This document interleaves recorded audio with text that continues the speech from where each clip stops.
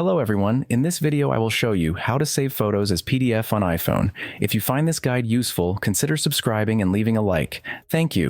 Okay, the first step is to go to Photos.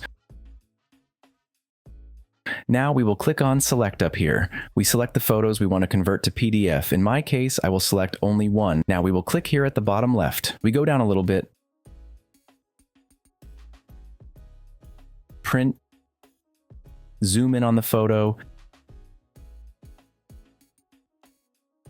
Click here at the bottom right.